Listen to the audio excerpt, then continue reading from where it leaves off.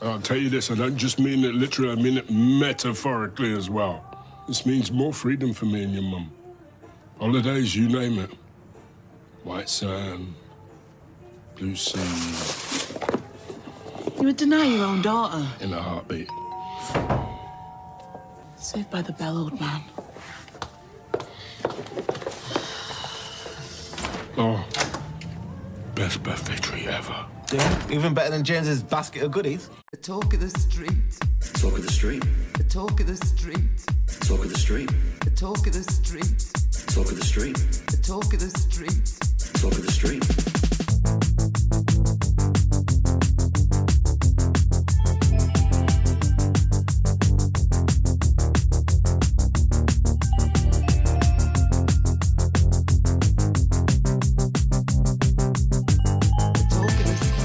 Hello and welcome to episode 272 of the Talk of the Street, an unofficial Coronation Street catch-up podcast that enjoyed the paradox of Ovid sending Ryan a notification to tell him he doesn't have any notifications, which in itself is a notification. I'm Gavin.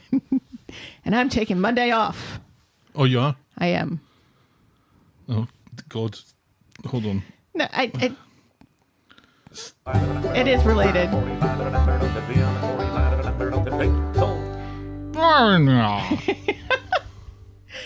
Yeah, the auction should be done and up by Saturday evening. I'm so happy. We can talk about something else then. Oh, yes, thank God. So we have this lady who used to own another estate sale kind of company. This is a Coronation Street podcast, just in case anyone's dropped in for the first time. Right, yes. And so she's kind of a big deal for us. She brings a lot of business in for us and everything. So she wanted to run her own little miniature auction. And my boss said yes, because she is a big deal and she brings us a lot of business and everything. And we're nice to people who make us money. And so she's been working on this kind of concurrently with my auction, which also has doll houses and miniature pieces of furniture in it. And she just said this week, she's like, you know what? I'm not going to have enough pieces to make a full auction. Let's just put my stuff in your auction. So like within 5 minutes, I had gained 60 more lots that were already done that I didn't have to do anything with. So you told her to fuck off, obviously. No. Huh. I've it was completely misunderstood the story then. It was a big help. Oh, okay, sure. Yes, because all of a sudden I had 60 more lots that I didn't have to fill and I didn't have to work on. So that narrows it down considerably. So that's 60 more things that someone's got to... No, she already wrote the descriptions and did all the pictures. Oh, okay. It's all done. I clearly haven't understood the story then. No. But I'm pleased for you anyway. Yes. So woohoo. So it'll be done. I said I'm going to take Monday off to kind of just defrag and cleanse my mind. Oh, Christ. And then Tuesday, back at it again. Tuesday, my big auction of the year begins preparation. The physical media, book, film, and art auction. It is the painting of the Fourth Bridge. Yes. And this year, it's going to be a 2-day auction because I have so many freaking... This is what happens. We do an auction for something. Those things do really well. And then everybody and their brother comes to us with more of that type of thing. Some of it really good. Some of it less so. So last year, I was begging for comic books. Now I'm like close to turning them down. And we've gotten so many awesome books and so many awesome vinyl records that I'm just going to be so busy until January. But it's stuff that I love, so I'm very excited. So it's the circle of life. It is the circle of life indeed. How are you this week? I've got some exciting news. You do? Fresh off the presses. Woohoo! Back after an 18-month hiatus this weekend. SpongeBob Squarecast. What? Coming back. Is it? Yes. You guys are really going to do that? We're going to finish season 3. Wow. Mark Baker has power. It turns out a lot of people that Stella goes to school with have listened to the podcast. And they seem to have some clout. Thanks to her algebra teacher. So we were talking about this coming home in the car just now from trivia, and I thought it was much longer than 18 months ago that we stopped doing it. And I thought we had a little bit more of season 3 to do before we got to the end. We stopped when she went to Washington, and she says, now people think I died in Washington. I think, well, Wouldn't be the first which person. would be the first person, right? So we had a look at some of the numbers, and we got another bit of feedback from somebody, and we were 2 episodes away from finishing season 3 of SpongeBob SquarePants. So we're going to finish off season 3, and maybe we'll do season 4. Who knows? Wow. That's exciting. That's exciting. I'm very happy about this. And so is SpongeBob, Yep. who is still here on the table. Our SpongeBob SquareCast was the most popular podcast of the Common Language Network. Yes. And people are still listening to it. It gets 1,000 downloads a month from us not doing anything. No, I think people who don't know her will be shocked at the voice change. Yeah. Well, we listened to the first episode and we listened to the last one, and she's like, I sound like I was in 2nd grade. So that's the big news on That's this side exciting. of the desk. I'm looking forward to doing that on Sunday. Wow. So, yeah. That's so much fun. Yeah.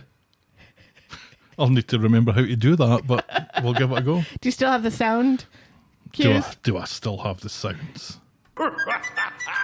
Yes. There we go. That's all we need. Wait, do you still have the theme song? Oh, yeah, I'll do that in post. Oh, okay. Shall we preamble, my dear? Yells, please. Give us some of that spongy Corrie news.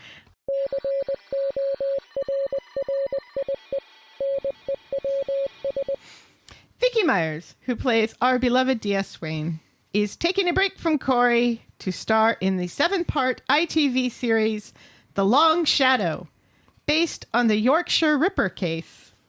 She co-stars with David Morrissey, Jill Halfpenny, and Toby fucking Jones. Toby fucking Jones, Toby y'all. fucking Jones. It's pretty exciting stuff. I haven't been this excited since the guy who played Allie was in that movie with Florence Pugh playing her brother. He was in Hijack as well with Idris Elba. Right. I didn't watch that, But we're not talking though. about that. We're talking about Vicky Myers. our Vicky Myers in Our The Long Vicky Shadow. Myers. Our She beloved gets- Vicky Myers. She gets a demotion in this, though. She's going from DS to a WPC, I think.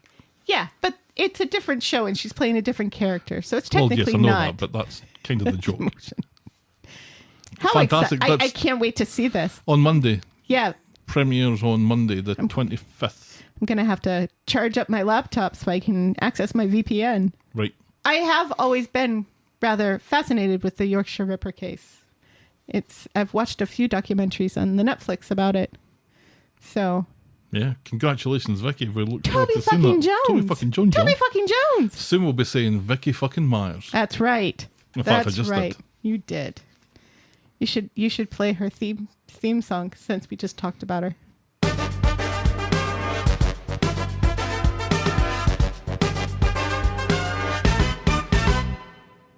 That's Swain. That's Swain. This explains why she's not handling this Moiter case.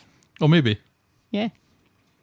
Filming was interrupted this week due to Mother Nature sharing her disappointment with recent storylines with a downpour on Monday. Everybody had to leave, and It rained in Manchester. yeah, Wow.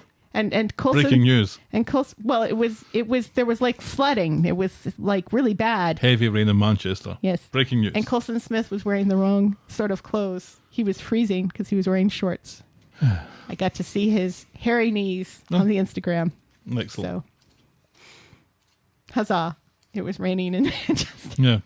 No, But like I saw footage, it was a lot of rain and wind and stuff. It was bad. There was flooding. Flooding's bad. yeah. Yes. I would say a sharp decline following the Vicky Myers news. Well, yes. Yes. That was the highlight of the week was Vicky Myers. That's right. And finally, despite pushing 90 and looking fabulous, Barbara Knox has signed on for another year on Coronation Street. You keep going, Barb. We're 100% behind you. You should sing more on the show. I think it's her birthday next week. Yeah, and they're So doing that towards big, the end of huge September, yeah. special for her. Good for her. Yeah, so she's the second oldest on the show because Bill Roach. Yes. And that's Corrie News. That's good news, and that leads us. Do-do-do-do-do. That leads us rather neatly into Everyone's a Critic. Why do I want to watch YouTube now?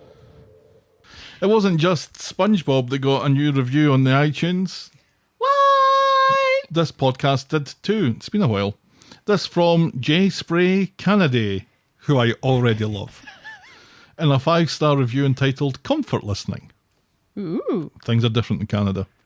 I love the inside jokes and the trusty formula of the podcast. Such lovely people. Aw. My go-to podcast when I have the Sunday scaries.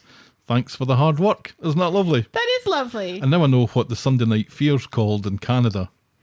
Yeah, the Sunday The Scaries. Sunday scaries.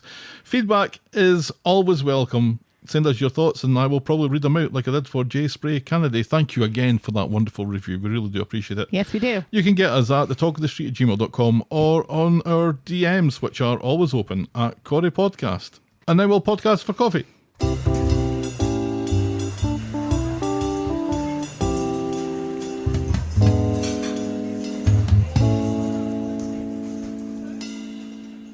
With a new Frasier starting up soon, we might get asked to rewrite that. Who I knows? don't think so. I bet Kelsey Grammer listens to this. Kelsey Grammer is renowned for being an even-keeled sort of guy, isn't he? Unless you're married to him. Or know him. Or just sit next to him on a plane. I'm sure he's fine. Anyway, we're buying our own coffees this week. The Talk of the Street is and will always be free on your podcast provider and on the YouTubes. But hey, if you think our show is worth anything more than the time it takes to listen to it, and if you want to show your appreciation, you can buy us next week's coffee by going to ko-fi.com. That's ko-fi.com/The Talk of the Street. And you can also sign up to be a friend of the podcast through the same link, where for as little as $2 a month, you can get a mention in the closing credits of each and every episode. And remember, Helen, remember now, you can always support the podcast for free and get us in front of new listeners by liking, subscribing, rating and reviewing wherever you get your podcasts. Whew, That's a lot to say. that's a lot to say. I'm going to take a breath now and say, and now this.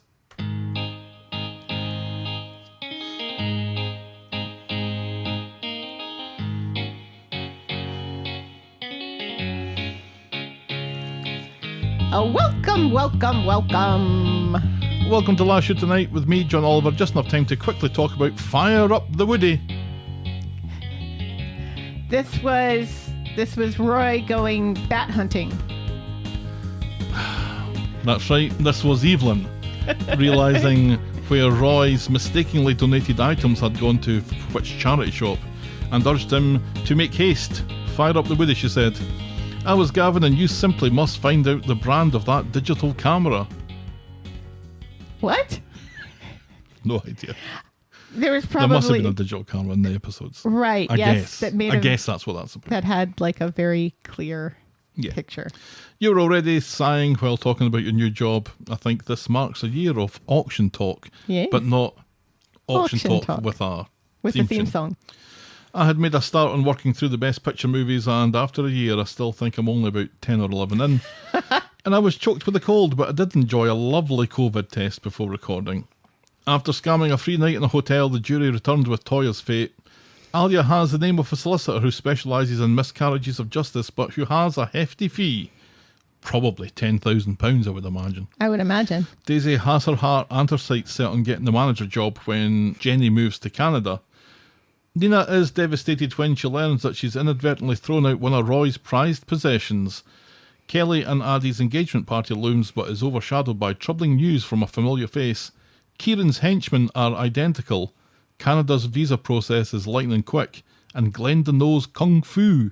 Our moment of the week was Roy and Evelyn sharing his birthday cake, and our boring moment of the week was Stephen sleeping in his vest in his car. And that was Coronation Street. And the Talk of the Street. How far we've This time come. last year. How far we've come. How far we've come.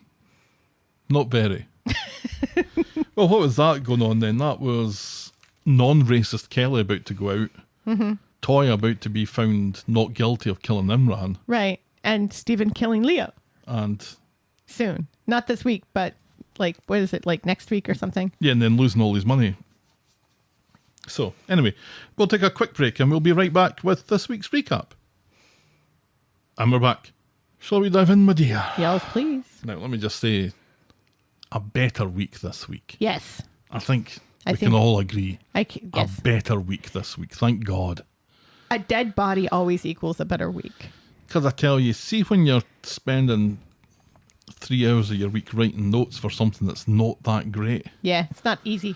There was a bit of a Burden. burden, yeah. Anyway, our first storyline this week is a farewell to Shelley. On Monday, And arms. Paul and Billy and Summer, who isn't wearing a cake, are getting ready for their stag do. Paul still hasn't heard from Shelley, but doesn't have any concerns about it. Billy, though, is fretting out of his tits about this stag do, and he wants confirmation from Summer that there will be no cock-shaped lollipops at the stag do. Definitely no fisting and no shoving Mike. Summer looks flustered, like the stag do is going to be made up of cock-shaped lollipops, fisting, and a constantly pushed over Mike, but she distracts them both with the flash from her Polaroid camera that she's got them. Yes. Because she's going phoneless or something? The stag do is to be phoneless, Oh, okay. so people actually talk to each other, or more likely, people just sit around wondering what's going on Twitter and Facebook and still not speaking to each other. The whole stag do... It was filled with people we don't know. Right. And Not it enough looked, people we do know. It looked kind of like the same bistro that they used for the chili eating contest. It was. No, but with the same... except there was rainbows in that, I guess. Right, yes. You forgot the rainbows. How did I forget the rainbows? Later, Bernie Homophobic. gets an old message from a coughing Shelley asking to postpone her visit because she isn't feeling well, but tells her everything is bagged up and ready to go. She's about to head out when Dev appears, keen to get his hole, and Bernie isn't about to knock that back. So Summer arrives at the bistro where Gemma is dressing Ches up in studded leather. Summer tells Gemma that Billy and Paul were expecting something subtle, and Gemma is confused because they put her in charge. Right? Summer wants to pull back, but Gemma gives her a shot and tells her to chill the fuck out. And also, for Gemma, this is subtle. It was far more subtle than it could have been, certainly. Right. Seriously. And it looked nice.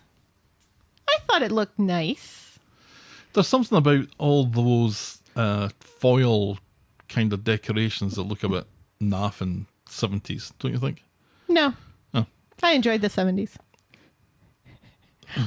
I was born then. There's a knock at the door, and it's the filth looking for Bernie. They have some questions for her regarding a potential fraud with a Shelley Rosington, and they'd like to ask her some questions down the station.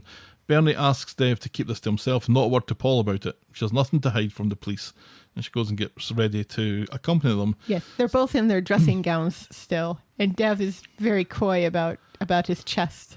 I find myself getting a little bit riled up by the police in that, because they wander into Dev's house and say to him, "Who are you?"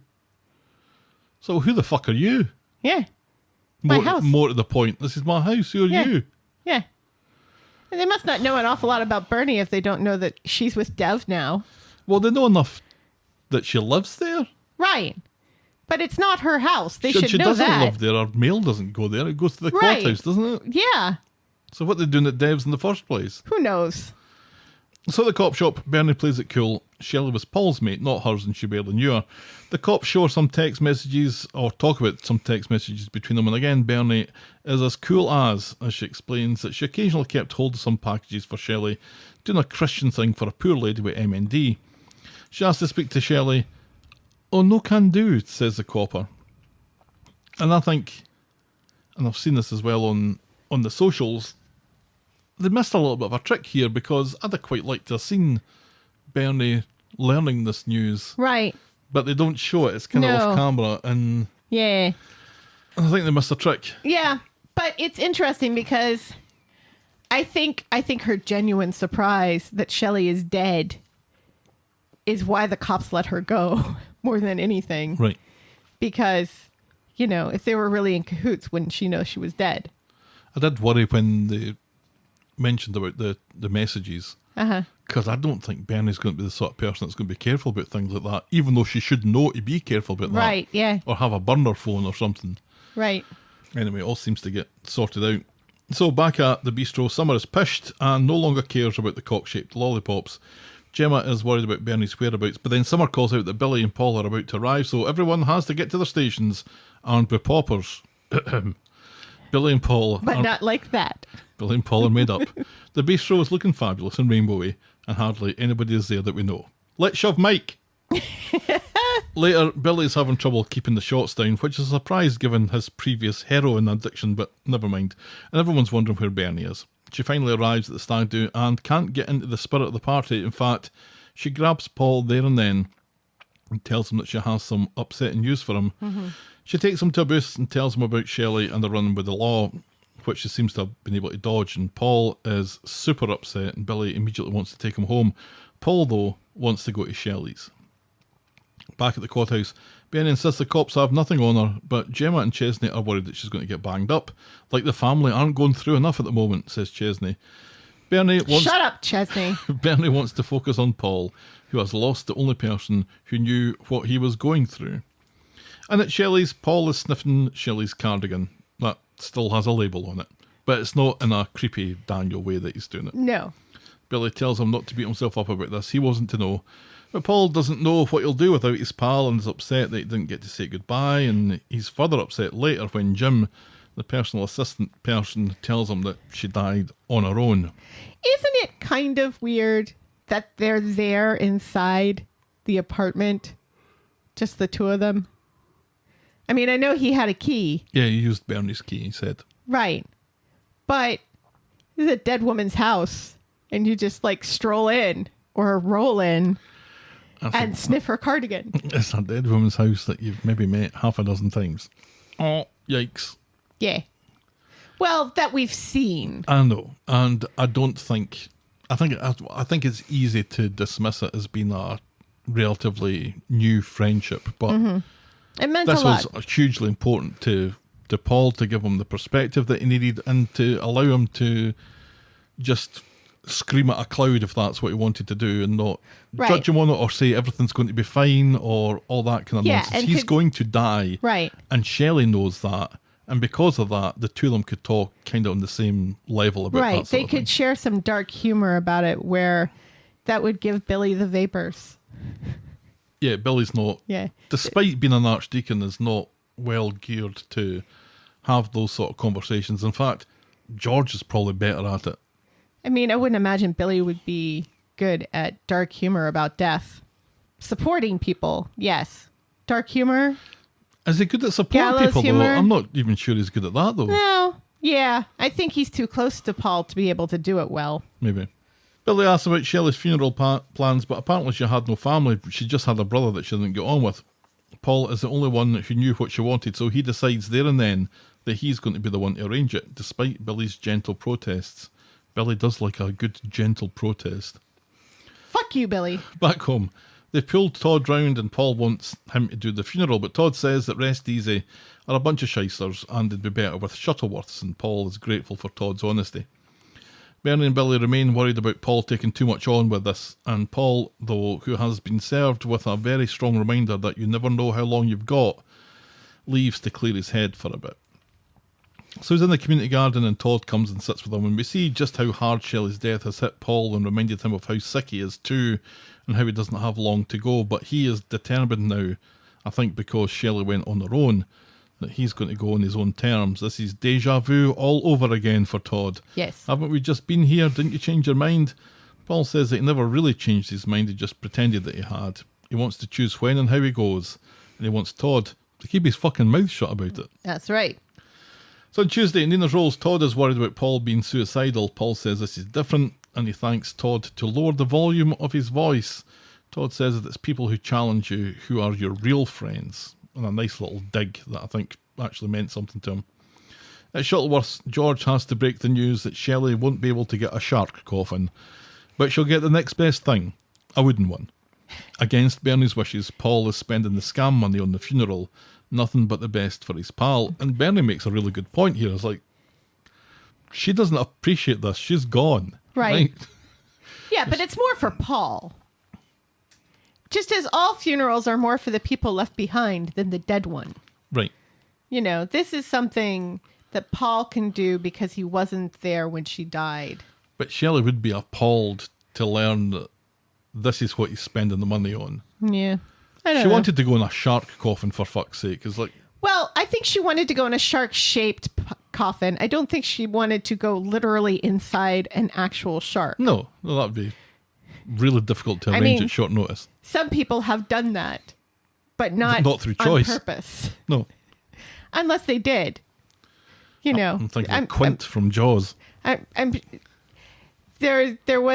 There's like this conspiratorial case of, you know, a shark in an aquarium that got really sick and barfed up an arm, and people think that the person committed suicide by jumping in the shark tank. Suicide by shark. Suicide by shark.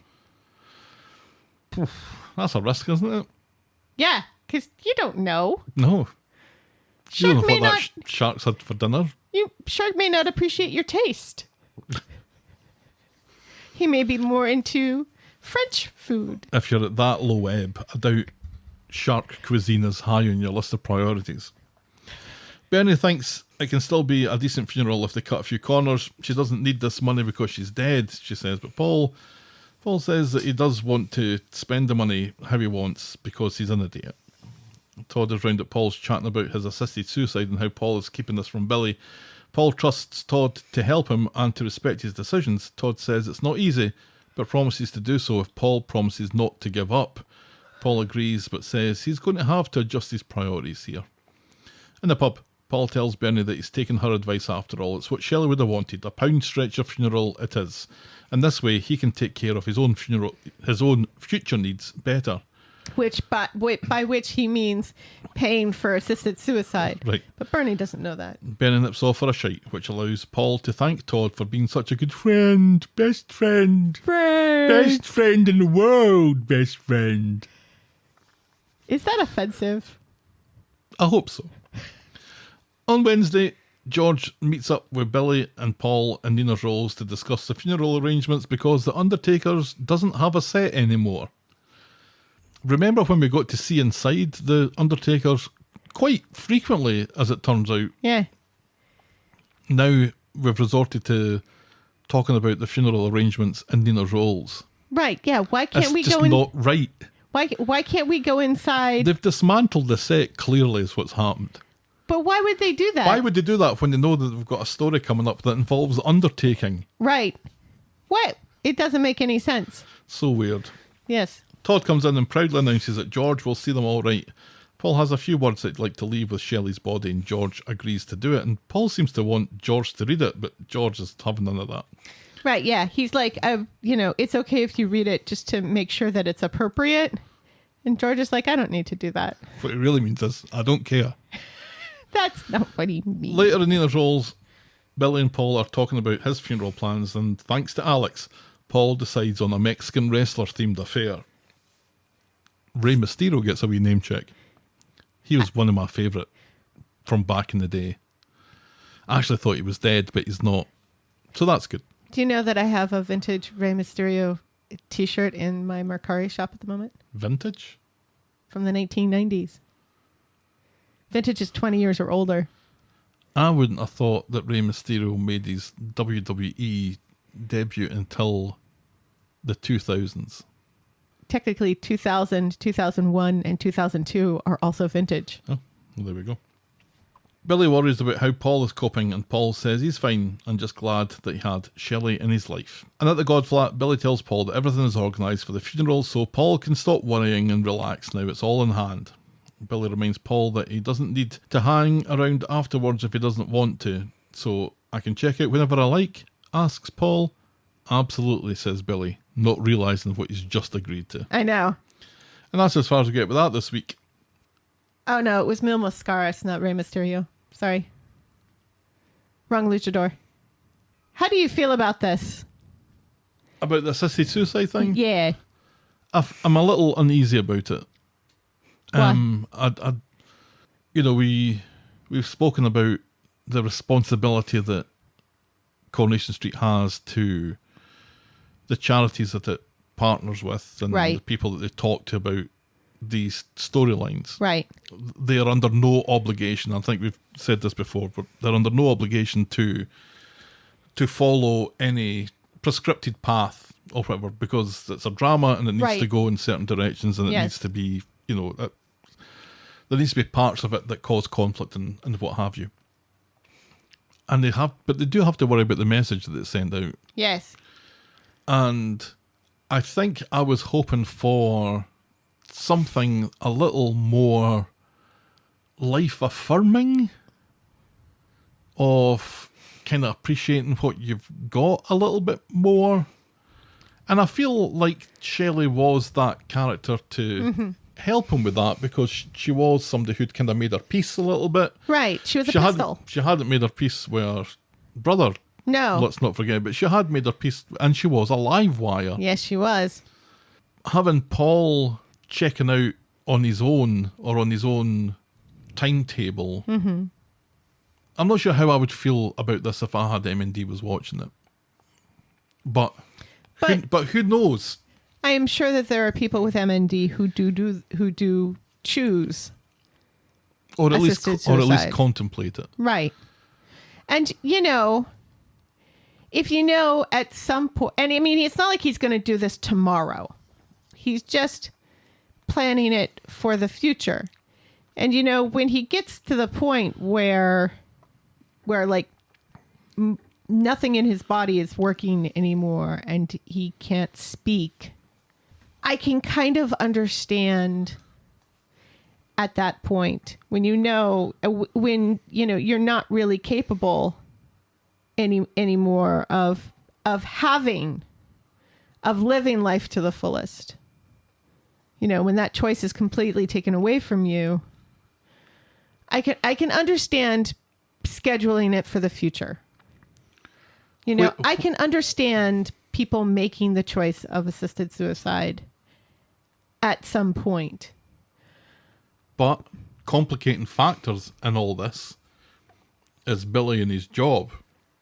Right. And Billy and his attitude to this. Right. I think it's a very different story if Billy and Paul form a pact. Right. This is what they're going to do. Right. And Billy's 100% behind it. Yeah. Billy's not 100% behind it. No. And Billy doesn't know about it, and nor No. does Paul want Billy to know about it. Correct. So let's bang this drum again. Why are they getting married? Right. Yeah. They have nothing in common. They have nothing in common. They're both gay. That's it. They don't really like each other. Billy has said on at least 2 occasions that if it wasn't for the fact that Paul was dying, he'd have dumped him. Right. With the whole, other man thing. So here's Paul's, and I don't know if this is reason enough, right? But here's Paul, who's the man he supposedly loves, the man who he's going to marry, the man who he's going to scar in a lot of ways once all of this is over. Right. Really doesn't want him to do this. Right. It's not Billy's choice, though. It isn't Billy's choice, but He should know about it. But Paul can have some effect on Billy in the future.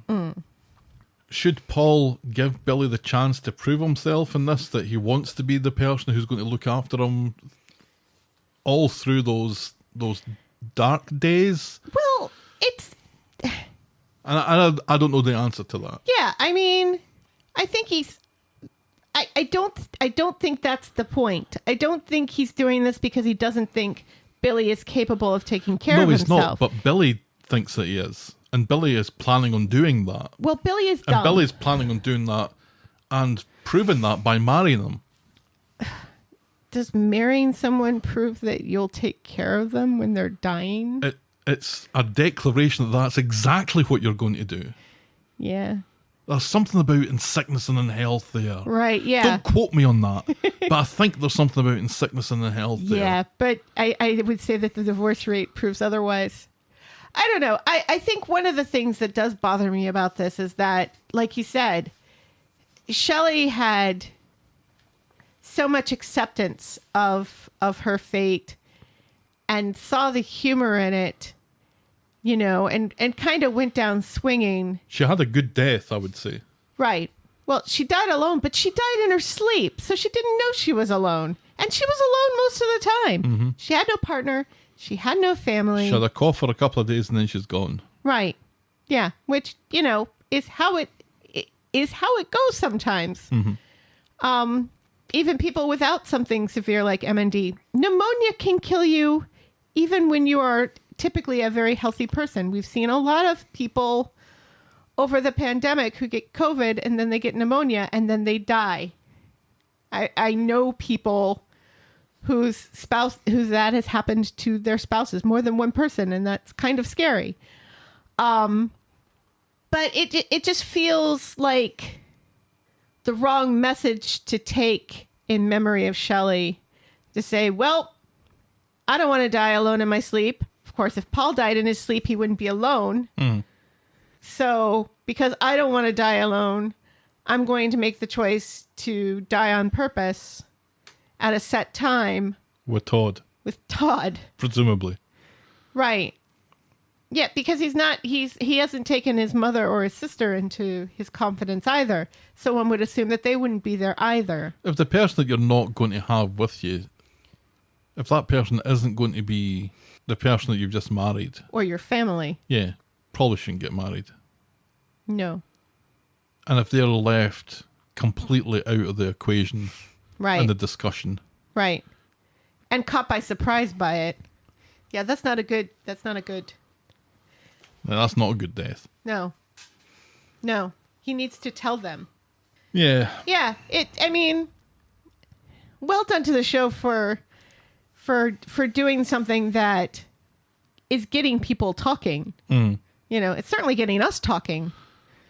I see pros and cons to presenting this story like this. I think you're right. I think a lot of people with MND will watch this and say, well, wait a second. There are more horrible things than being in a wheelchair, Yeah, being in the company and have the love of your family around you. Yeah. Through some very dark days, I imagine. Right. Sometimes that might not mean an awful lot, but sometimes it might mean the world. Everything, right? Yeah. But I can also see people with MND watching this and saying, finally, somebody's and other people with diseases that are not going to end well. Somebody's not sugarcoating this. Yeah. Right? Finally, somebody's being really open and frank about this sort of thing on a television show and getting people talking and maybe adding some acceptance to people making this choice. Right. Very good. Do you think Bernie's got off? I think Bernie's got off. I think Bernie's got off, yeah. Good. I really don't want anyone to be chasing her down about this. No. All right, let's move on to our next storyline. Just a few scenes from Monday for Aadi of Love. Ugh. This was quite funny, actually.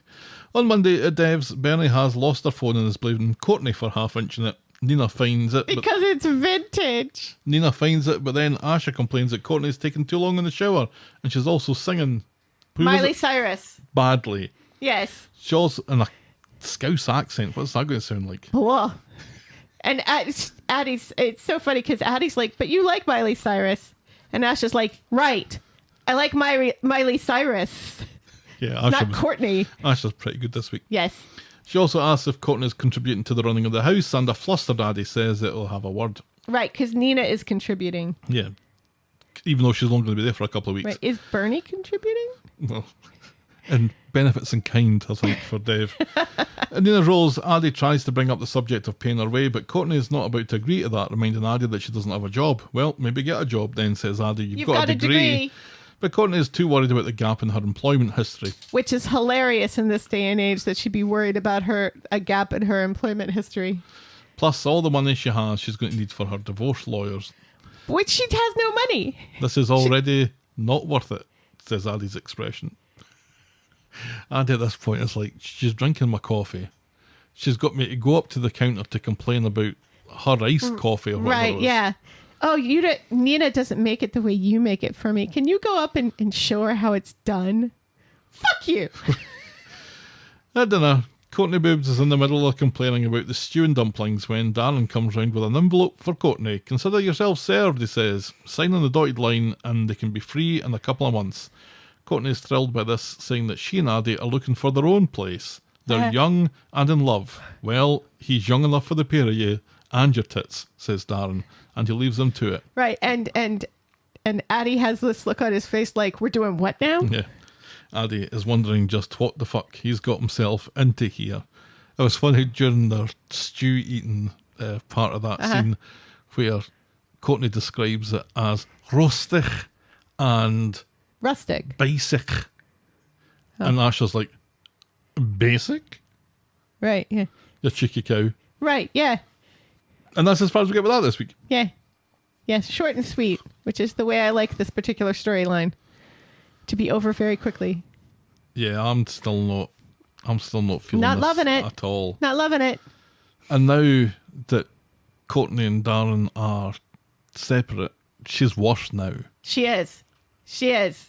She's absolutely worse now because remember, and this is something that I really don't like about this story because when we're presented with her first, we're presented with this woman who supposedly has her own money and has a degree and, you know, is very cocksure about herself and is spicy and independent and everything. And now that she doesn't have her husband's money, all of a sudden she can't lift a finger or else she'll wilt.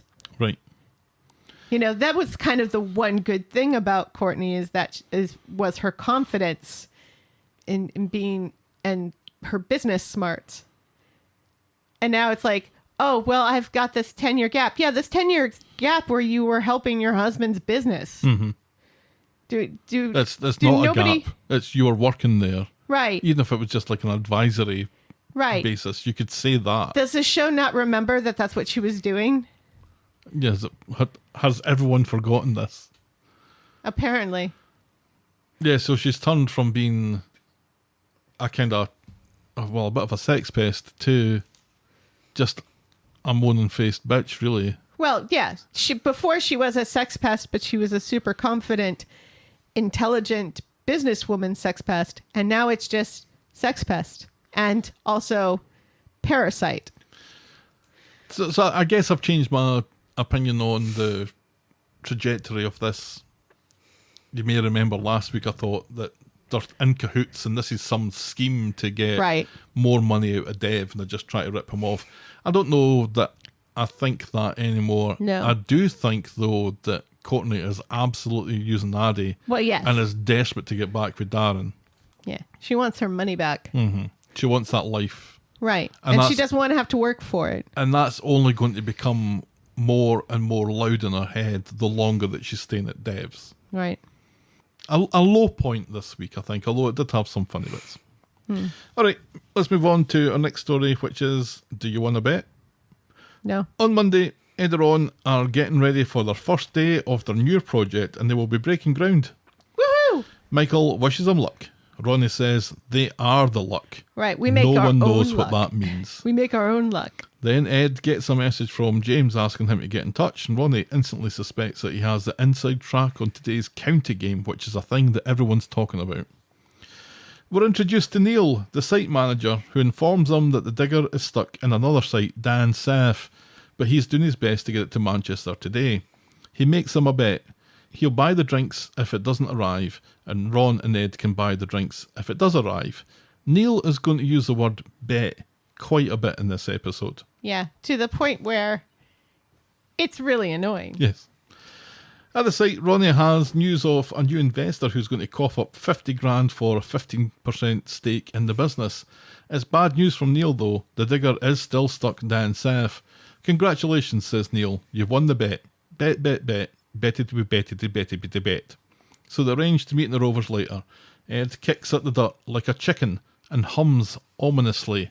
And the camera zooms in on the little bit that he's been kicking. Right, where there's a finger. Did we see a finger at that point? I saw a finger. Well. There's just like a little bit of finger. And that's why it like zooms in ominously. Sometimes a little bit of finger is all it takes. That's true. In the Rovers, a big screen TV is getting fitted while Neil goes on about betting some more with Ed and Ronnie. Steve and Tim come in for the County game on the big telly.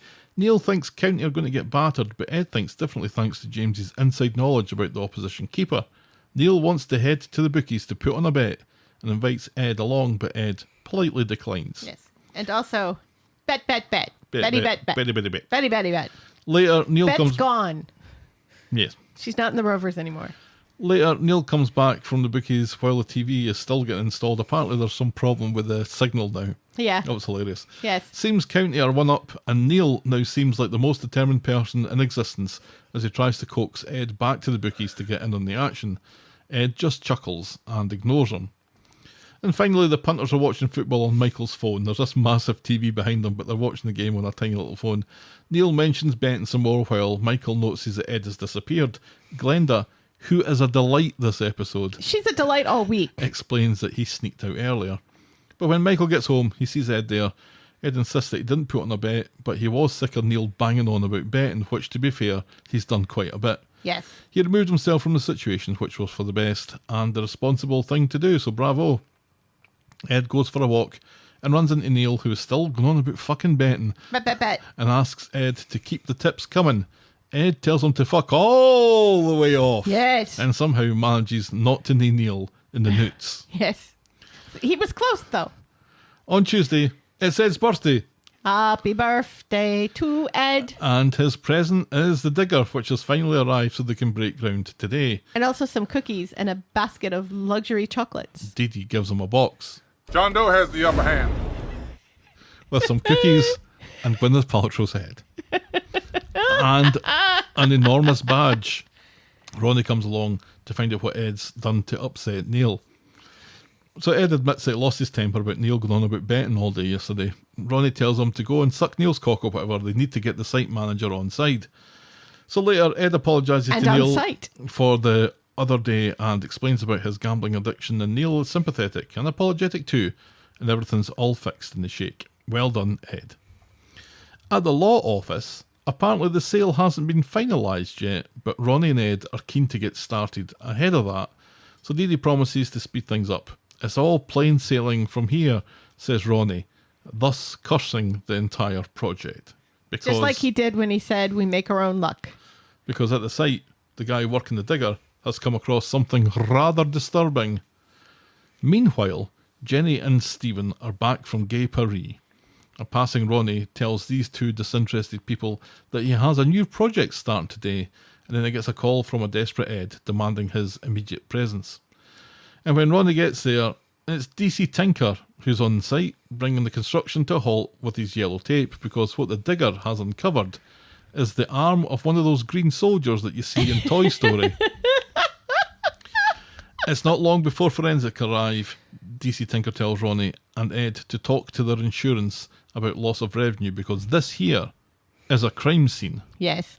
And I'm less annoyed by this now, by knowing what exactly Vicky is doing instead of being on the site. And he's still got that dude behind him that he has to keep checking with to make sure it's okay for him to say things. But he never says anything himself, this dude. No, and he he's just- doesn't have a name. He's not named in the credits. He nods. That's his He job. nods, he shrugs occasionally, and one time he opened his blazer and then closed it again. I don't know what that was supposed to signify. But nobody speaks to him, and he doesn't speak to anybody. No. Is he a ghost? Craig looks at him Is he- for approval. Is he Bruce Willis from Sixth Sense? Spoiler alert. That he's dead all along. He does cast a shadow. I watched a couple of other back episodes where he was in Not Talking, and he does cast a shadow. So he does exist, I think. If Craig is still on like probation where he has to be followed around Exactly. by somebody, why is he on this case? Is it just because Vicky Myers is off doing something else? And why Don't is- they? What about that other woman? The other woman who was helping the Daisy Fringe? out. No, No, not Fringe Lady. not Diaz Abney. Diaz Fringe. Yes. You know, or one of the horrible other men. But They're all horrible, though. if he's on probation here, he should be the guy that's shadowing the other dude. It should be the Right. other dude that's doing all the talking. Right, exactly. We're leaving the questioning up to Craig, and Craig doesn't know anything. Right. And also, This is in his own backyard. And this becomes really apparent in another scene where he's trying to be very professional. And the other person is like, I've known you since you were in diapers. Just tell me here, right now. Yeah, We'll get to that. we'll get to that. Yes. Ronnie and Ed need to get back to work soon before this crime scene bankrupts them. They drag Neil to the pub to tell him the bad news that they can only afford to pay everyone for today while the police are on site. Neil says if his men aren't getting paid, then they're probably just going to leave. Ronnie has to tell him that that's probably for the best, but Ed is appalled and wonders if there's something they can do in the budget. Ed wants to keep the team together, the team that started work that morning. Right. Ronnie points out that they can't pay people not to work. And while all this is going on, back at Tim's mum's flat, Stephen is packing up. Jenny is sad because it's the end of the romantic adventure. Hold your horses, says Stephen, and he suggests getting their hole in Tim's mum's bed. Creepy as fuck. And Isn't I it? don't know why Jenny agrees to that. Nope. I can understand why Stephen would suggest it because he hates Tim's mum, and this is kind of his way of getting back at her by dragging his feet and having sex with another woman in their bed. It's creepy enough her just even being there. Right. Wandering around going, oh, this is a nice flat, isn't it? Yeah. That was kind of creepy in itself. Yeah. Not your flat. Later, Stephen and Jenny are pished on Tim's mum's wine. They're drinking her wine now. Jenny wants to stay like this forever on a permanent vacation. Stephen admits In someone else's house. that he's considering retirement from all the stress that he's been under, and Jenny can certainly empathise. And later, there are the pictures of relaxation. Everything in the world is perfect and happy, and they don't want anything to change, ever. On Wednesday, at home, there's been no news from DC Tinker, surprise, surprise. Ed now thinks Ronnie is calmer than before, but he says it's a front. Dee Dee comes in with some bad news. The investors pulled out. Oh, But not like that. kind of like that. Well, Metaphorically kind of like that. Metaphorically, the investor is wiping it on the curtain. Ew. Later, Michael heads home and hears the news for himself. Ronnie reckons this might fuck the whole plan and they should pull out from the purchase, but they'll get sued, so they can't. Ed thinks they've come too far to give up now, but this is starting to feel a little bit like throwing good money after bad.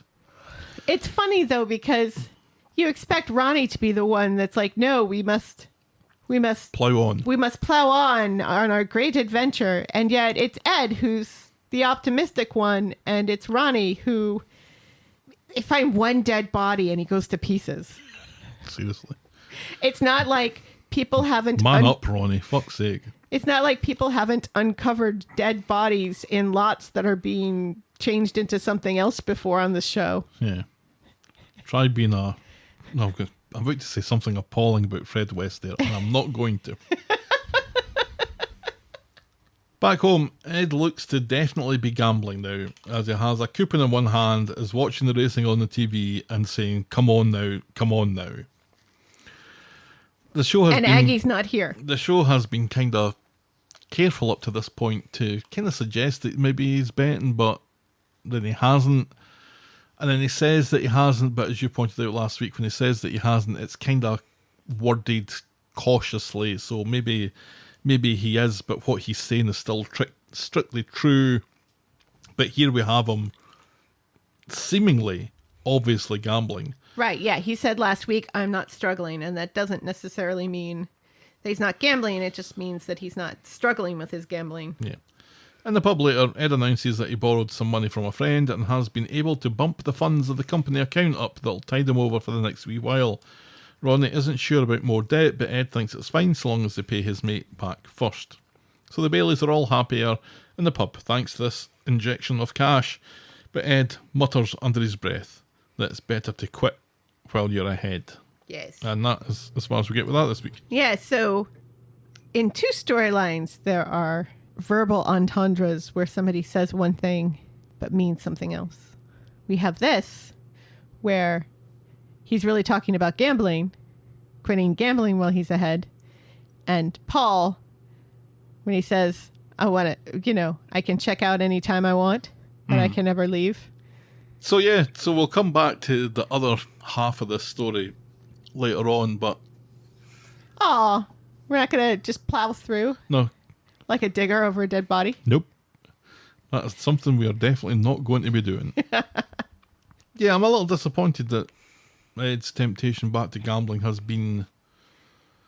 has it been straightforward and simple, and surely he's had temptations like this in the past that he's managed to keep a lid on, but Well, it seems... but not this time. But at least I think at this point he's trying to tell himself that he's doing this for the family or something like that, right? I think he was able to tamp it down by making just enough money for the family and not having like excessive money. But now he has excessive money, so the temptation is greater. But if he's got that sort of money, then the risk is greater as well, that he's put on a bucket of cash onto this thing.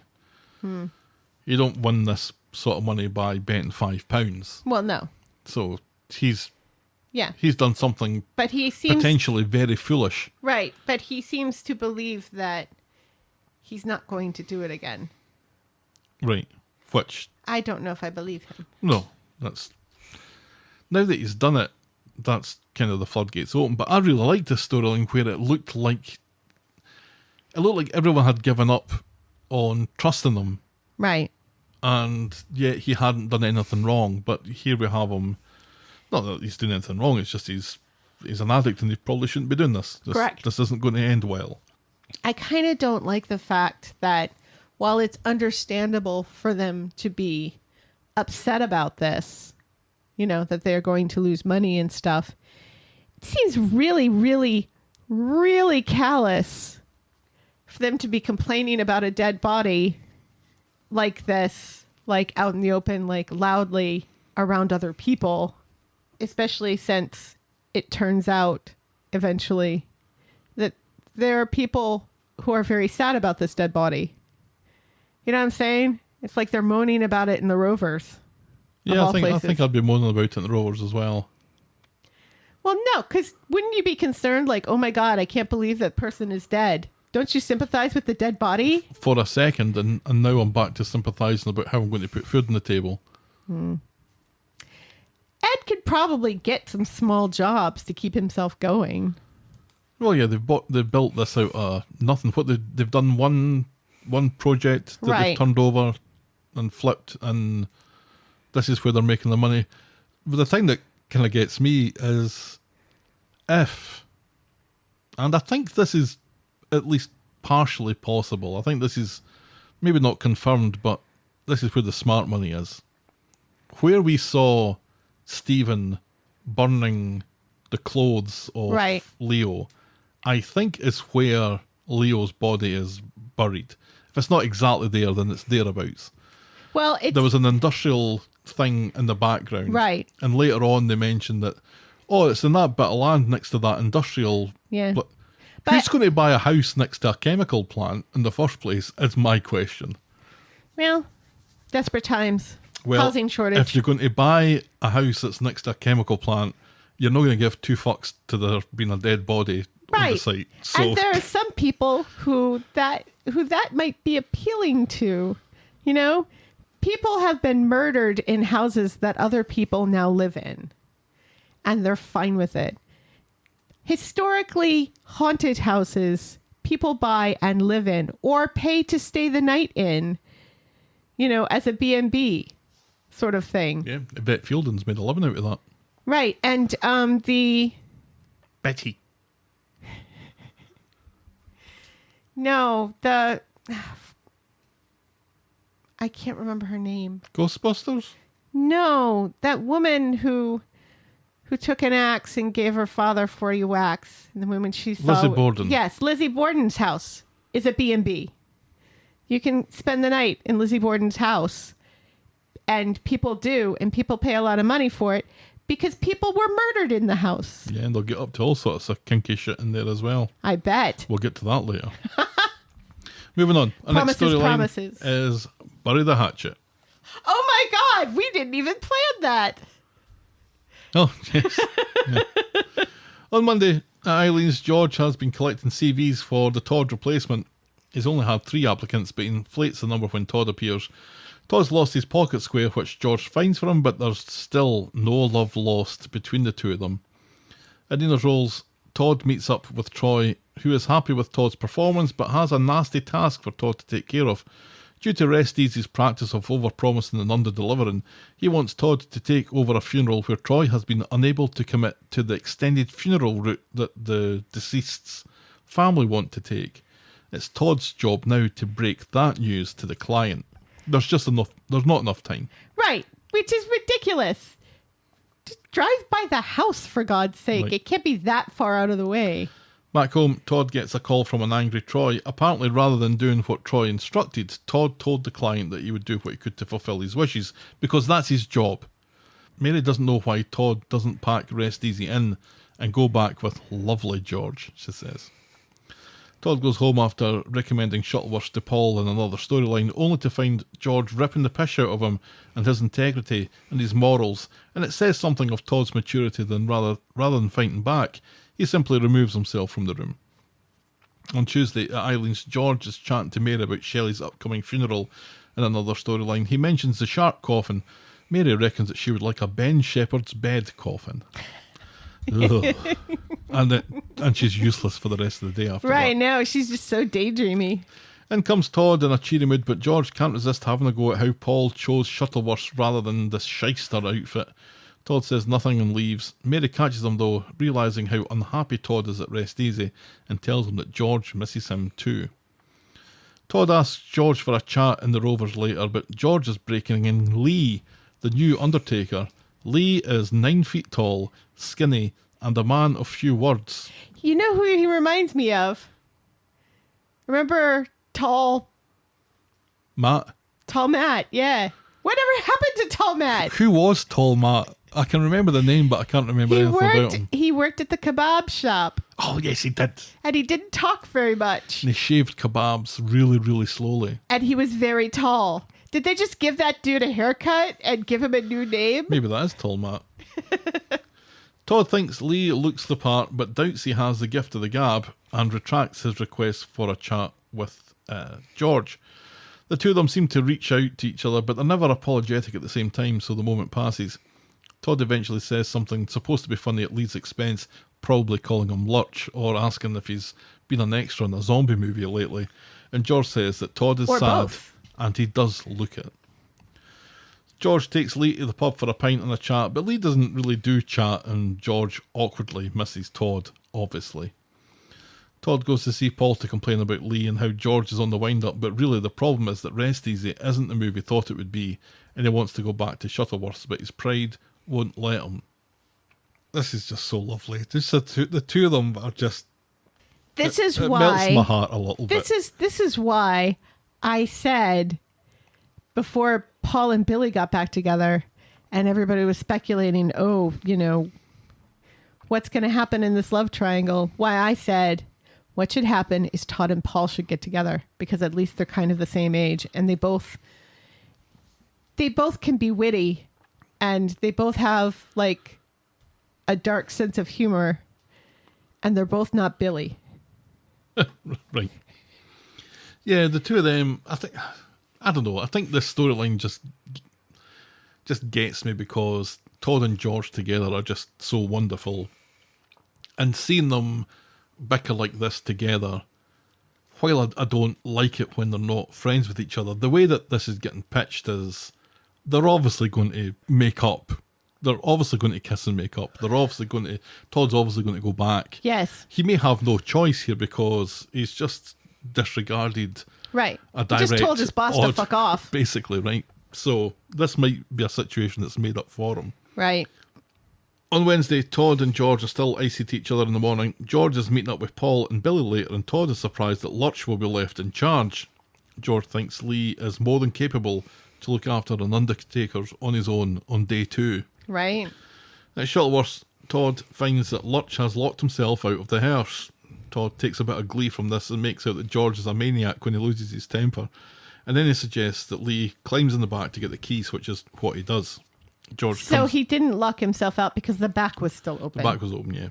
George comes out and catches Lee, and Todd comes up with an excuse that gets Lee off the hook a little bit, that he threw the keys at him or whatever. Right. And George is far from impressed, though.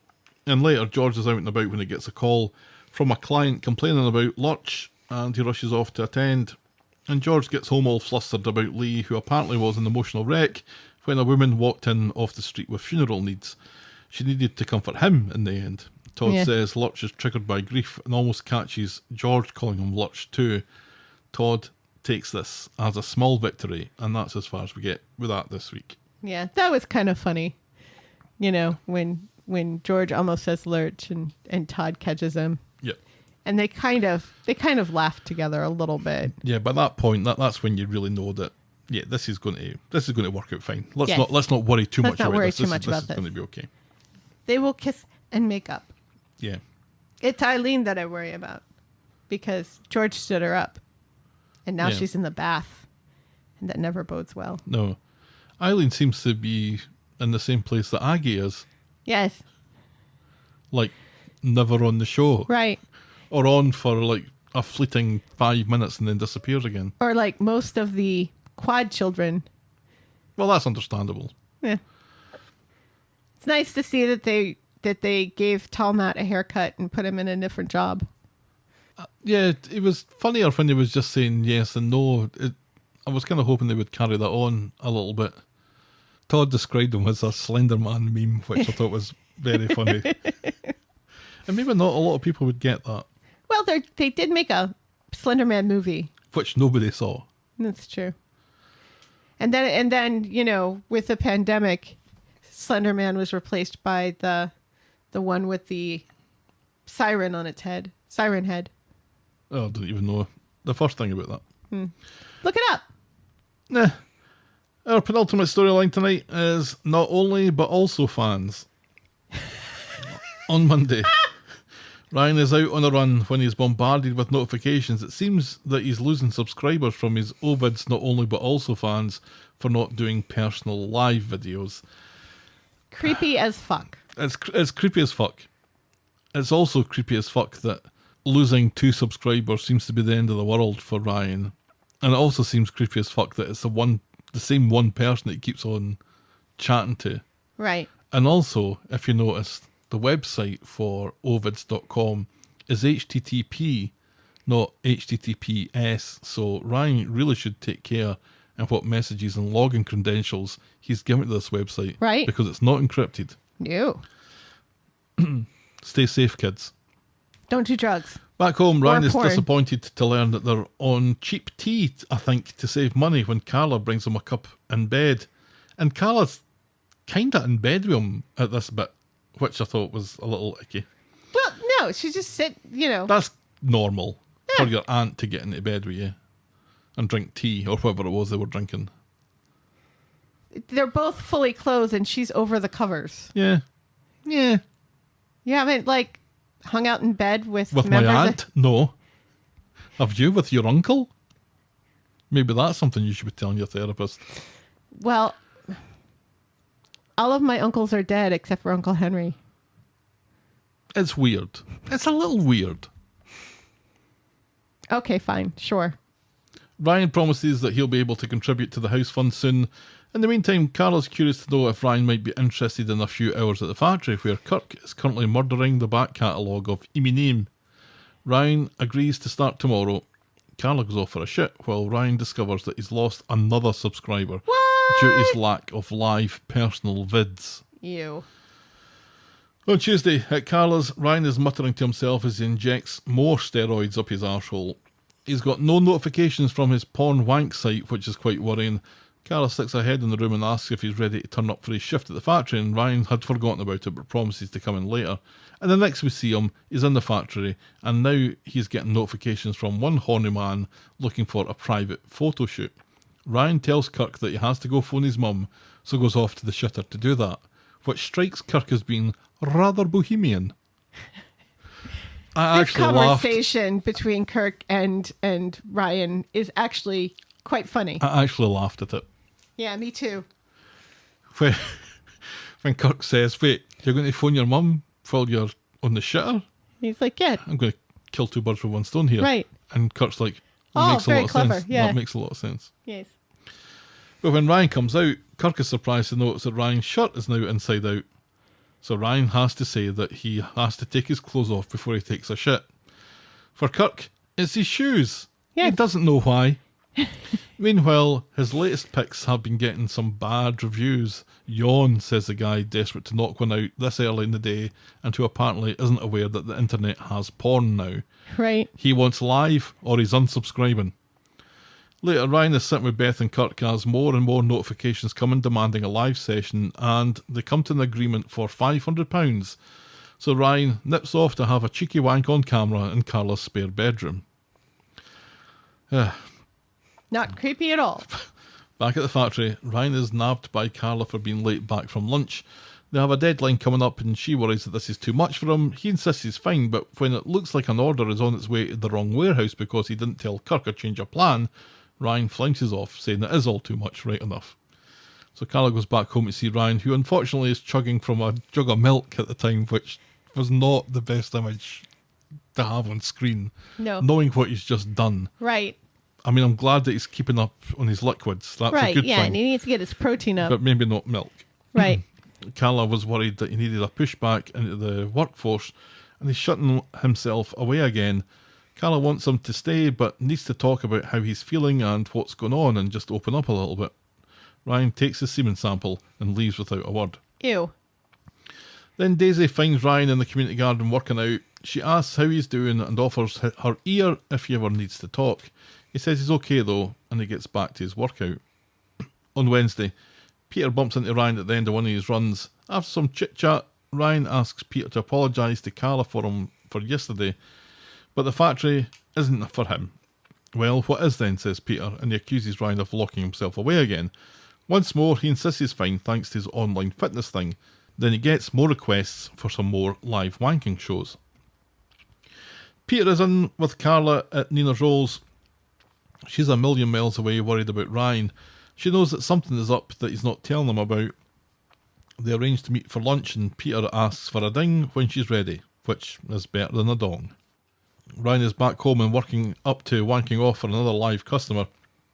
They're having some filthy sex chat when Peter comes in to retrieve his wallet, and he hears them chatting on the other side of the door, or rather he hears Ryan talking to somebody on the other side of the door.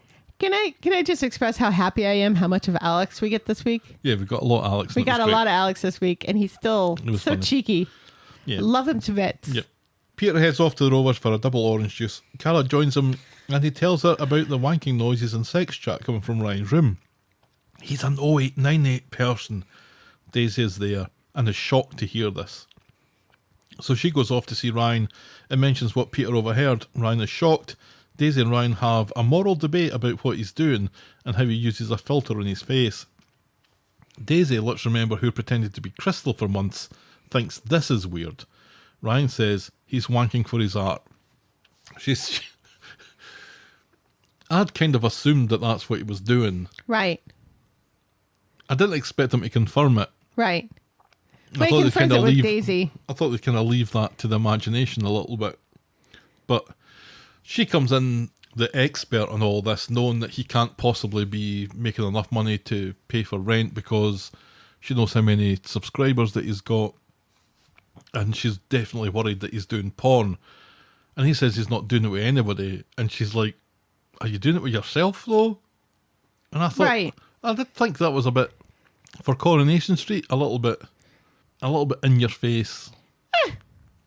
Not obviously, nobody says wanking, for example. No. But it danced around it much closer than I thought it ever would. Right, yeah. And she has a point. And it was so obnoxious. She's like, well, it's basically the same thing you were doing. She's like, I never took my clothes off. Carla comes in to run through the Peter story herself, so Ryan covers by saying that he's having a long-distance relationship with Kirsty, an American, who But not a Canadian. who Carla doesn't know, and that's why he was wanking loudly in his room earlier. Carla has heard enough. Right. So Ryan comes into the Rovers later to thank Daisy for playing along. Daisy still doesn't think this is a good idea. He barely leaves the house and he wanks in his room for money. She asks him to promise to stop if it gets any weirder. Right. And that's as far as we get with that this week. I guess it's going to get weirder. I don't know how weirder it can be. Right. It's the way that Ryan mutters to himself as he's Right. going about this business. Right, yeah. Kind of freaks me out a little bit. Right. Elvis has left the building. And he mutters as he's about to inject himself, oh, I'll just give myself a quick wee injection there. Right. He still has that bruise, even though he doesn't shoot it in the same place. I have to say, I'm a little surprised by how much of Ryan's ass we get to see. We see Cleft. We see Cleft. Yes, and we see like a full cheek. There's a cheek. There's a full cheek, and there's just a wee hint of a cleft. Mm-hmm. It's not bad. So we know that he has at least 2 buttocks. Yes. We can't confirm if he has any more than that. No. It's at least 2. Where exactly does Daisy get off telling Ryan that this is weird? Let's remember that while she was catfishing him, she wasn't doing any sexy talk. She wasn't showing any body parts. She wasn't doing phone sex with him. She was just very much talking like a mate the whole time. She was doing far more than that. She was having an emotional relationship with him. Right. By pretending to be somebody else. And I'm putting it to you that that's as weird as anything that Ryan's doing. But it wasn't sexual. And that kind of feels like it crosses a line. This feels like it was even worse than sexual because it was emotional. Look, neither of them will ever be as weird as the sex card again. Granted. But I still think this is at least equal. But she is right that the fact that he is covering his face, that he's showing everything but his face, is indicating that, you know, he's still not really dealing with the issues that he's been having ever since the acid attack. And his face is getting considerably better. You know, they've toned down the redness in places. It seems to come and go, which I can believe, actually. Right. You know, and it also kind of feels like Daisy is the only one he could have this conversation with, I think is the problem. She keeps putting herself into his business here, and this is not new. She's historically been putting herself into his business. Right, because they both went through something together. Yeah. And also she has, regardless of how many times he says to stop doing this, she still does it. Right. Well, he seems to have accepted it now. He's not mean to her anymore. Yeah, I can't complain about it anymore because she's not going to listen anyway. Right. But also, she's the only one who can hear about what he's doing, not really pass judgment on it on its own merit, but also say, this is concerning for you because you are masking your face and you're not dealing with your emotional trauma. Yeah. And this is making it worse. I'm not saying that what Ryan's doing is not weird. I'm saying that what Daisy did was just as weird. Right, but she's the only one who could be saying this to him.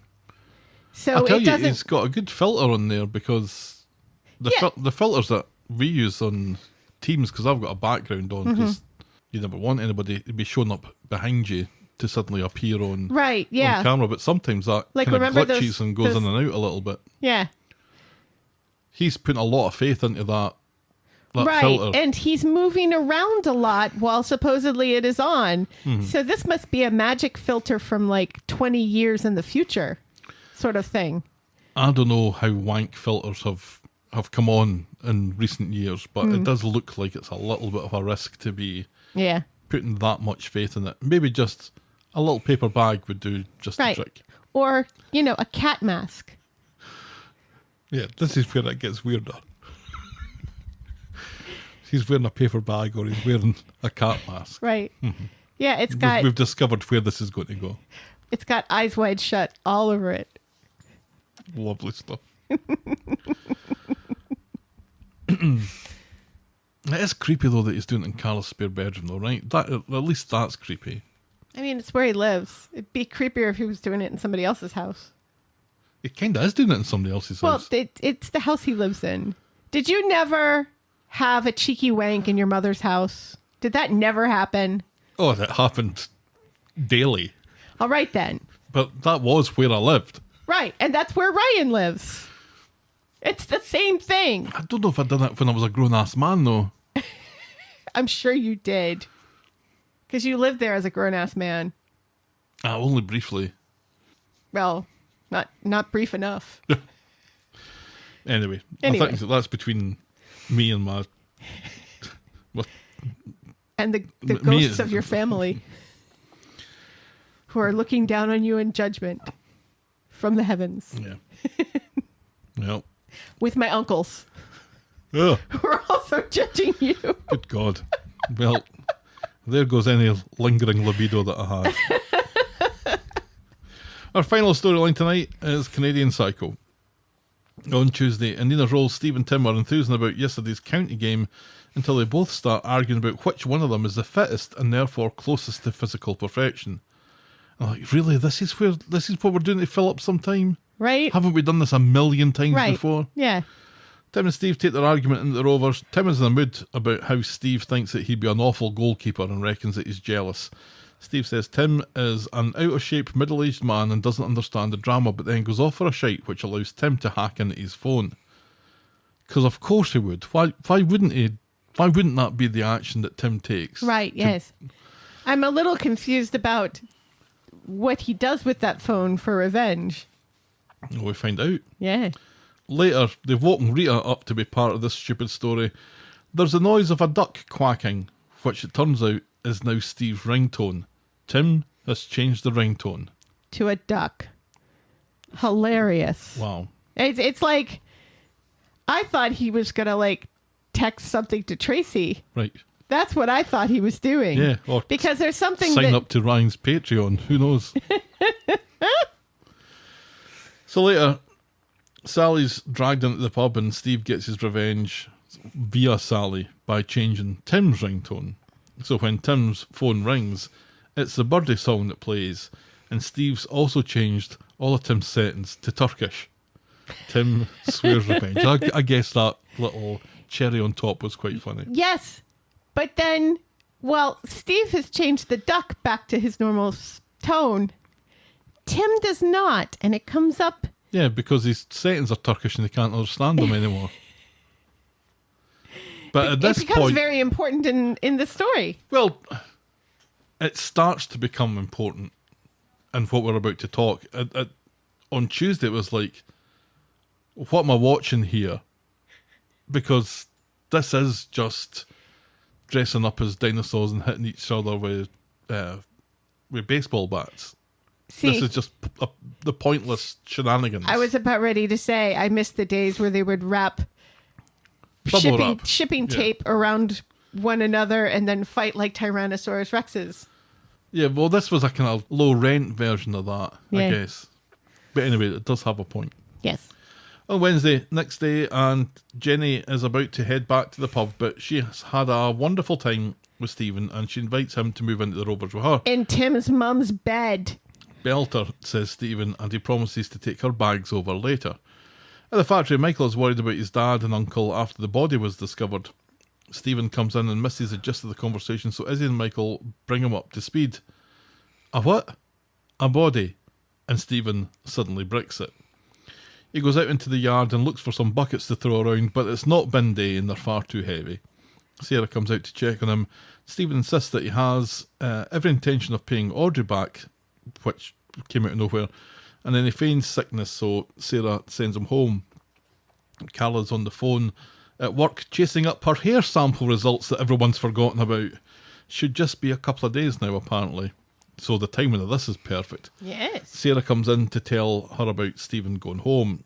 At the Rovers, Jenny is walking around like she's just got off a horse. She is one happy customer. Daisy, though, is unimpressed at the new living arrangements.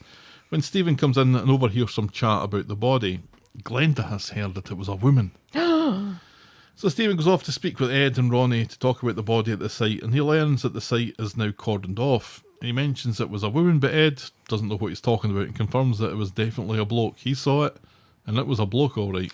Right. And we saw Stephen burn Leo's clothes.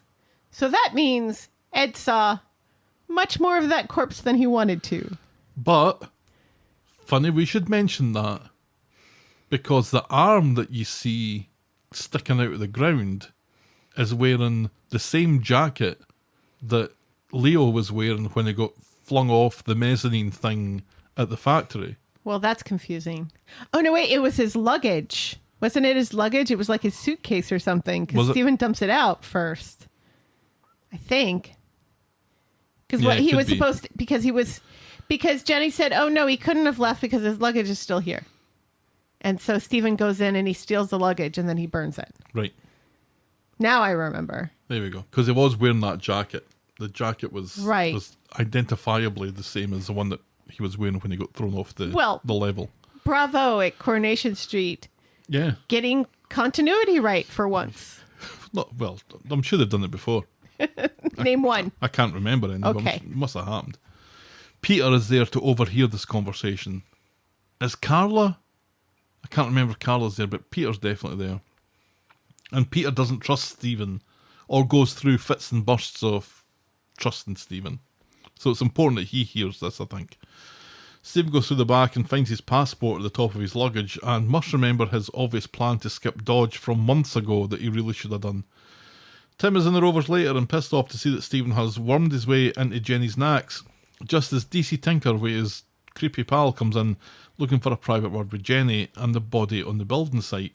Jenny asks him to spit it out, and so he tells her that the body is Sinkhole Leo's. See? Told you we should have gone somewhere private. Right. So they finally go through the back. It's such an awkward conversation, too. And it's an awkward conversation that wouldn't have happened if they'd gotten a detective who hadn't grown up on the street to take care of this, as they should have, because that's why. Yes. That's why you don't work in your own neighborhood. They made a point of this pre-COVID, that this is why you wouldn't see Craig in a police uniform. Was because he's, I don't think, allowed to on the street where he lives. Right. And yet. But we've kind of forgotten about that. And yet. So they finally go through the back, Jenny unwilling to believe it. Sinkhole Leo should be in Canada by now. Stephen looks like he's about to have a stroke just as Jenny remembers that he spoke to Teddy in Canada who said that he was out with Leo. Stephen stammers as he tries to think of a story, eventually wondering if Teddy was maybe telling the truth. Maybe Teddy killed Leo, says Jenny, and she tells DC Tinker to speak to Teddy. So he leaves. Don't you have more questions, DC Tinker?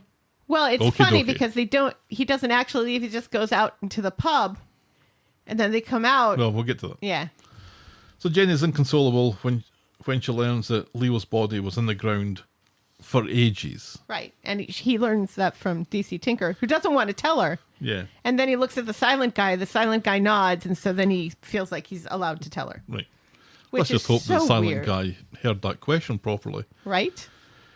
Yeah, because this means that maybe he didn't abandon her after all. Well, yeah, that's the conclusion that she draws.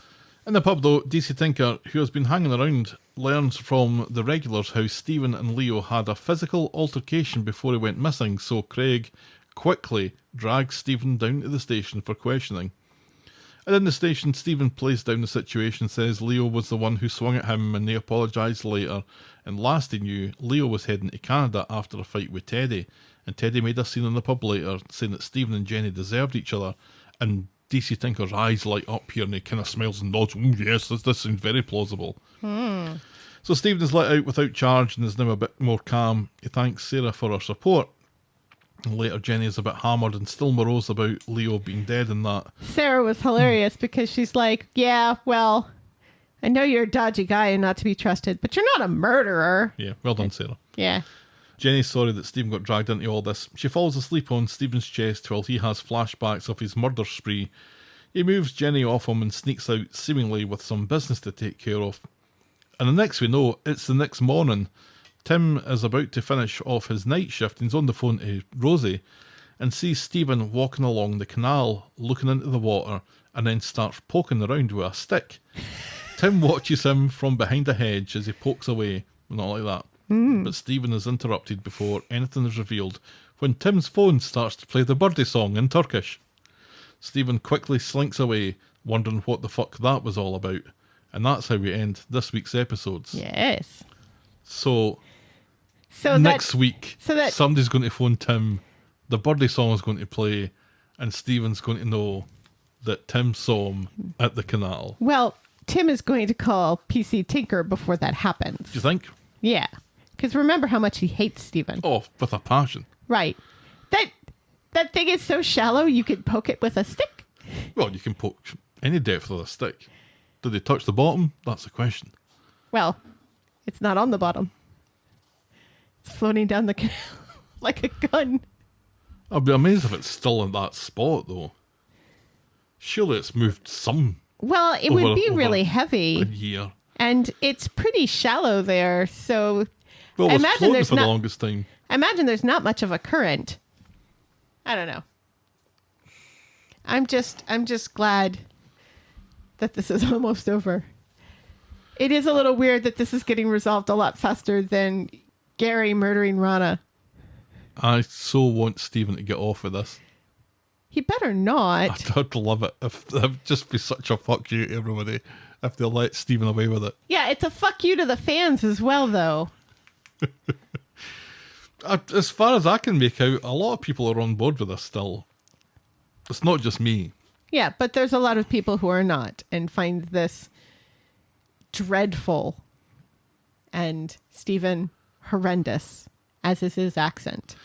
So, at the moment, Stephen's body count consists of Cinco Leo, Teddy 2023, and Rufus Houndstooth.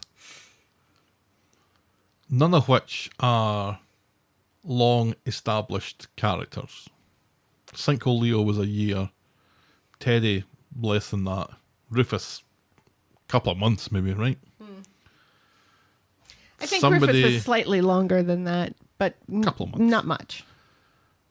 Somebody big needs to get taken out for the Stephen legacy to mean anything, for something to be remembered. Well, do we have to remember it?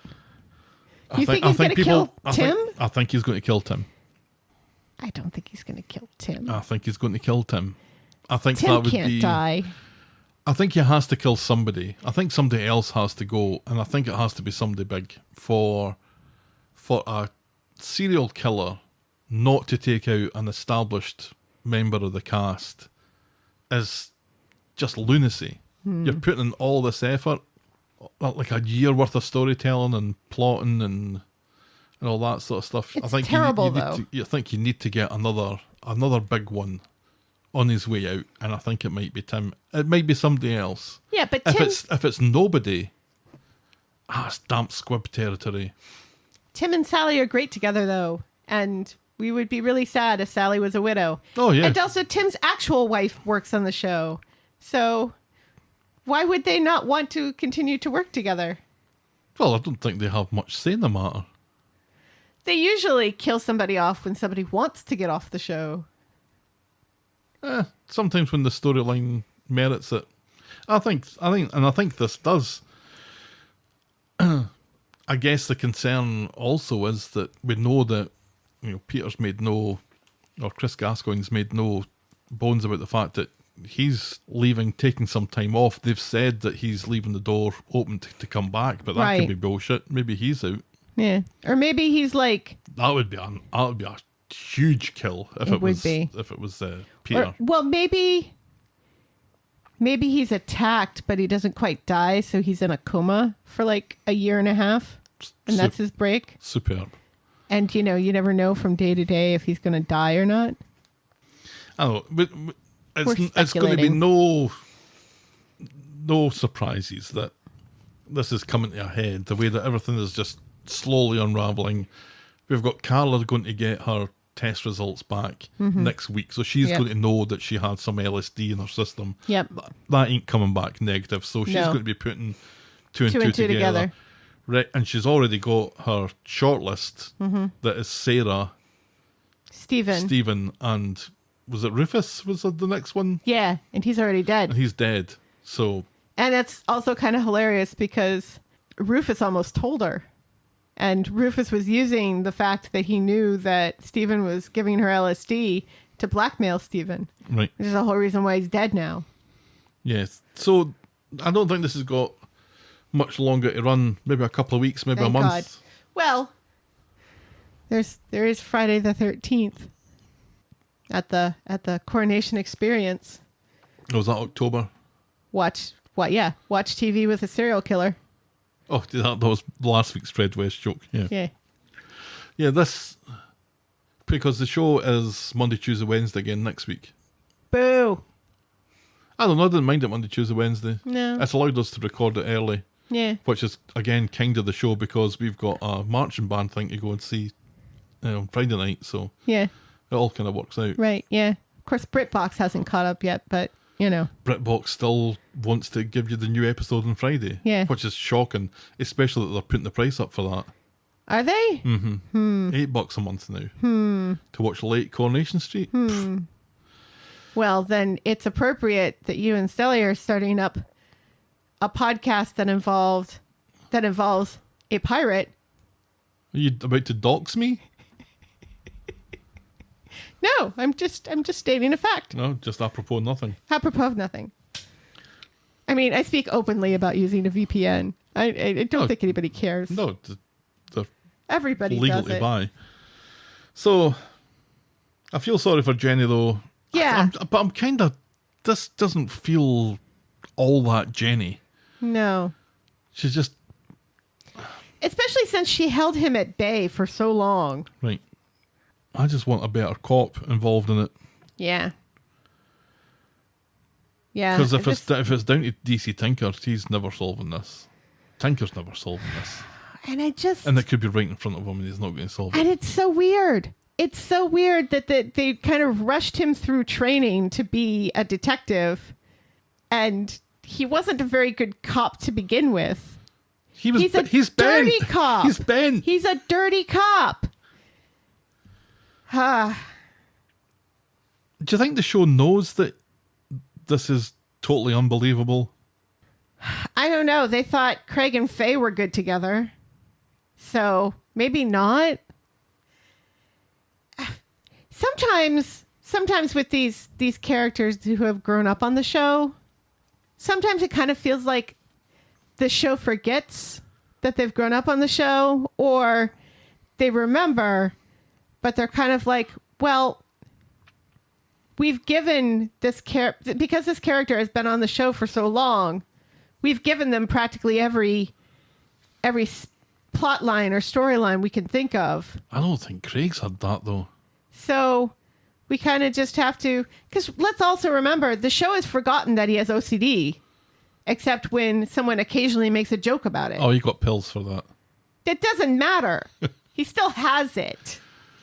A character that's been on the show as long as this from as young, kinda, Right. as he has turned into Chesney. It's Yeah, unavoidable. eventually. So they throw him into the police to try and avoid that happening. Right. But they can't. No. It kind of feels like the only one who's really dodged that bullet successfully at this point is Jack P. Shepard. Because I think David is a much more three-dimensional character than Chesney or Craig ever have been. And also the Platts are like, there's a family dimension there, because they constantly forget that Chesney and Fizz are siblings, and Craig's sibling is a dog. So, so there's only so much you can do with a single child. David was always a bit of a tearaway and a scamp. Right. Chesney was cute. Uh-huh. Until he wasn't. And I think they've maybe had Craig has been the same. Right. Which is kind of what my worry was with Sam. Right. Sam, and there's just heading to be another Chesney, but they've kind of avoided that, I think, fairly Right. well. Yeah. And also because Jude Reardon goes and does other things. Right. And has another big, huge hit show that he's on. Right. Kind of helps. Oh, well. That was the week that was Coronation Street then. Helen? Yes. Tell me, what was your moment of the week? Is it Jenny finding out that it was Leo? Jenny, we kind of skipped over this, and I feel bad for kind of skipping over it now. Right. Sally Ann Matthews It's so good in was this. just amazing Right. as the distraught Jenny, the distraught partner, learning Right. what happened to Leo. She was... Right. And being so devastated about the fact that she's gone this whole year thinking that he did her wrong and that he's a bad person, when all along he was just dead. Right.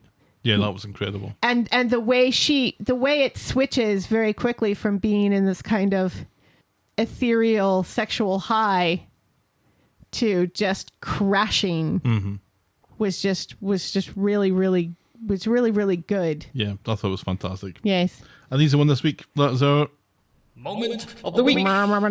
your boring moment of the week. Neither Daniel nor Chesney are in it this No, week. we're gonna Well, have we do have a bit of Chesney. Yeah, but he's in leather, so we can't give it to him for that. No. Because that at least kind of makes him interesting. And he's drunk for part of it as well. That was fun. Yeah. Not as drunk as Summer was. No. Summer was drunk. That was kind of funny. I like rainbows. It's nice to have rainbows. It was kind of funny. It kind of reminded me when we were introduced to Ryan. Remember how we were introduced to God, Ryan? that was when awful. He, like, we fell into things. stumbled in, like acting drunk.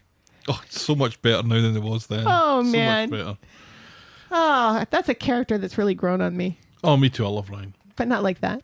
Our boring moment of the week, though, Yeah. remains unanswered. Yes. Is it Stephen poking the canal with a stick?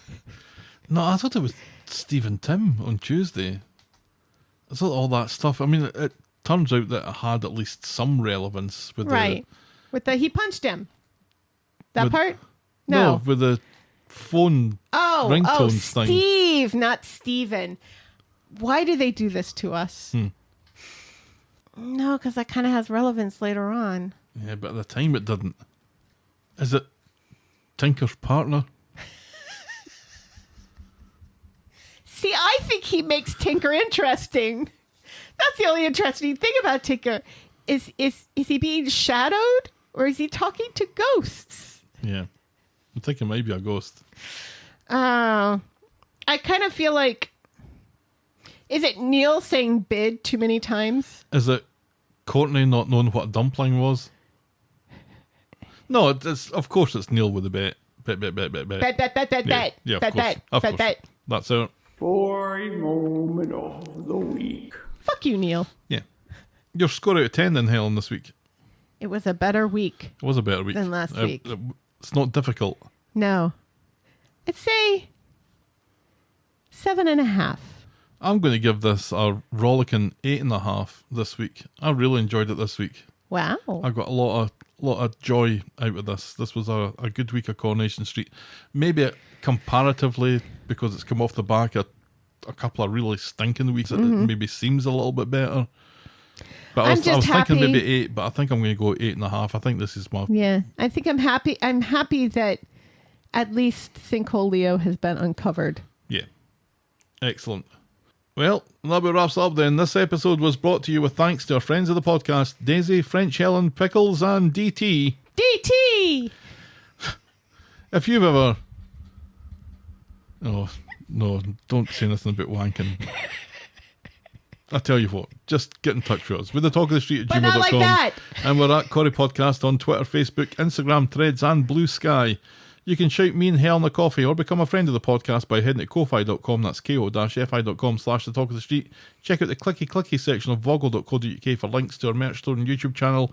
And if you're so inclined, please leave a rating and a review on the iTunes or your podcast provider of choice. And be sure to check out our pop culture sister podcast, The List of Lists, and SpongeBob Squarecast, which will be back this weekend. People. It's back, bitches. Thanks for making it to the end of another episode. And we will be back next week with more Talk of the street. Talk of the Street. Bye. Cheerio.